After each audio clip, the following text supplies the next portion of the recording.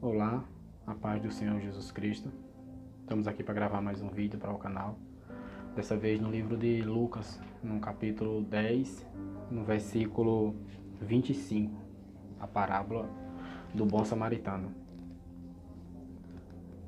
E eis que se levantou um certo doutor da lei, dizendo: Mestre, o que farei para herdar a vida eterna? E ele disse: O que está escrito na lei? Como você lê? Jesus respondeu para o mestre. E respondeu o mestre a Jesus e disse: Na lei está escrito: Amarás ao Senhor teu Deus de todo o teu coração, e amarás ao teu próximo como a ti mesmo. E depois desse, não tem outro mandamento. Jesus lhe respondeu: Pois respondeste bem. Mas aquele doutor inconformado disse para Jesus: Mas quem é o meu próximo? Ou seja, Deus eu sei quem é. Tá certo? A lei pede para amar a Deus, eu sei quem é Deus. Eu sei quem é Deus. Mas quem é o meu próximo? Ele queria saber quem era o próximo dele. Se era aquela pessoa que estava fazendo bem a ele, se era a pessoa que fazia o mal, se era os de dentro de casa, se era os de fora, se era dentre os familiares, ou dentro da família da fé, ou até mesmo entre os ímpios, né? Então ele queria saber quem era o próximo dele. Isso estava indagando no cérebro dele essa pergunta, e ele queria saber quem era o seu próximo. E Jesus contou-lhe uma história, contou-lhe uma parábola, né, para mostrar para ele quem era o próximo dele. Porque se Jesus estava no meio de doutores, ele trazia uma parábola que fosse relativamente adequada, certo? E se adequalizasse com aquela situação.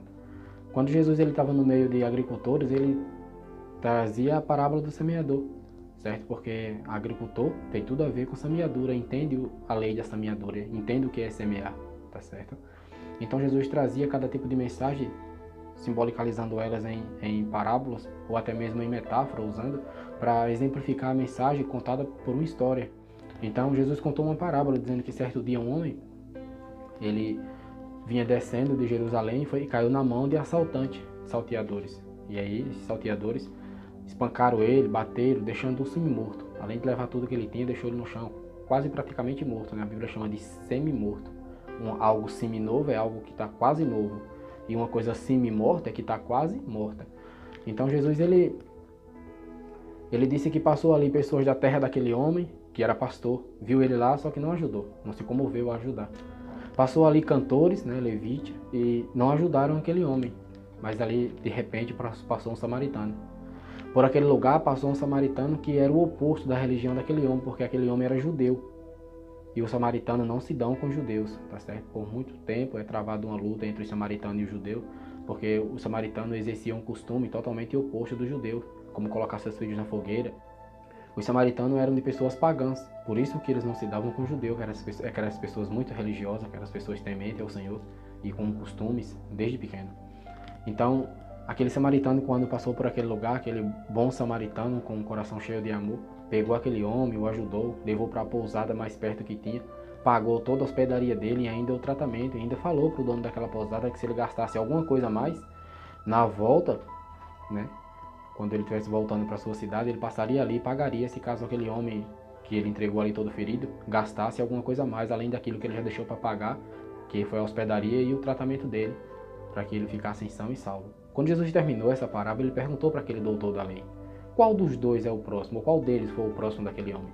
Certo? As pessoas que usou de misericórdia, o cara que usou de misericórdia para com ele, ou os outros que simplesmente passou e não deu a mínima? Lá na Índia tem uma história que dois monges, eles estavam caminhando. Eles receberam a missão. E aí então, dentro dessa missão que ele recebeu, existia 4 leis que não podiam ser quebradas, não podiam ser revogadas, que quer dizer voltar atrás. E esses monges, eles seguiam um caminho, uma dessas leis, né, dentre uma dessas 4 leis que eles receberam para as obedecê-la, não podia tocar em mulher, tá certo?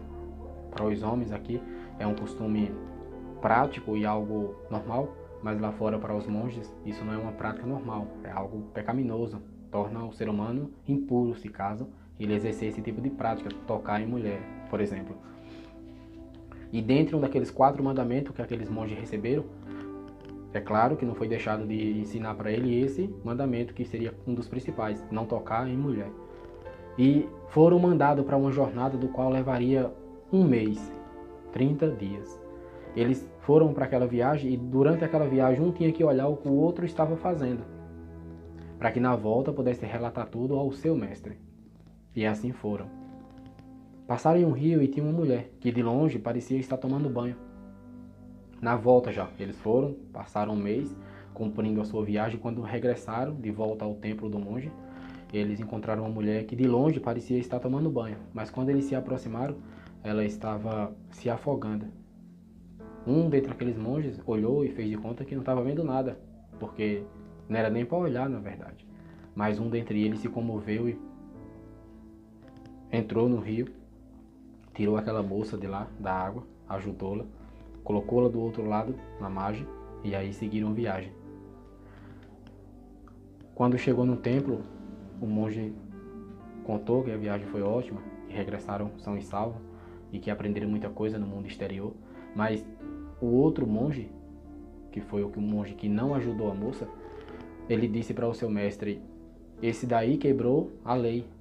Ele pegou uma moça, certo? Que não estava tão bem vestida assim no rio, e aí então ele carregou-la nos braços até a margem do rio. E aí aquele mestre perguntou: verdade, você quebrou o mandamento? Tocar em mulher, não podia tocar em mulher, você quebrou o mandamento.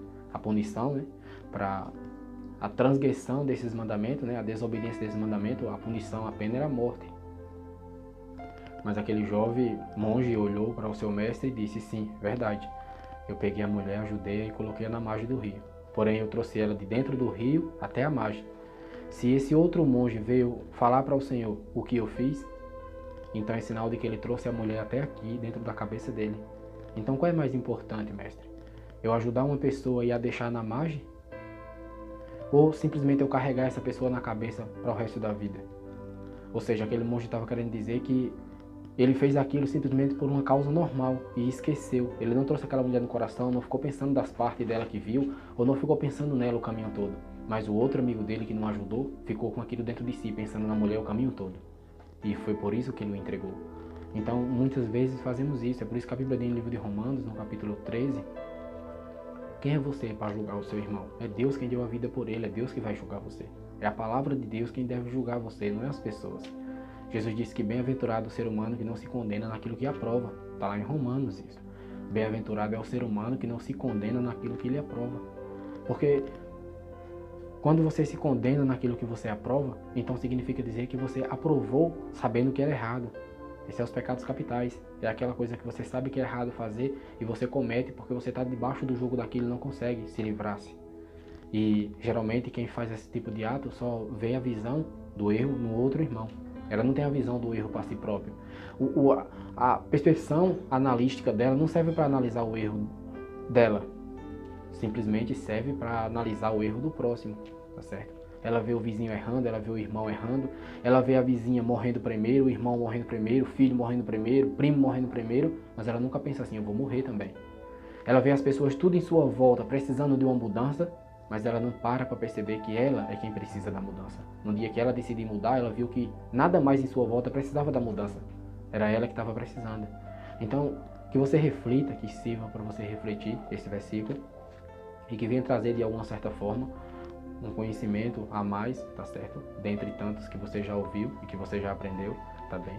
E sempre que eu puder, eu vou estar trazendo vídeo novo aqui, com vídeo de reflexões, com história, tá bem? E que Deus possa habitar no seu coração e morar na sua vida, em nome de Jesus.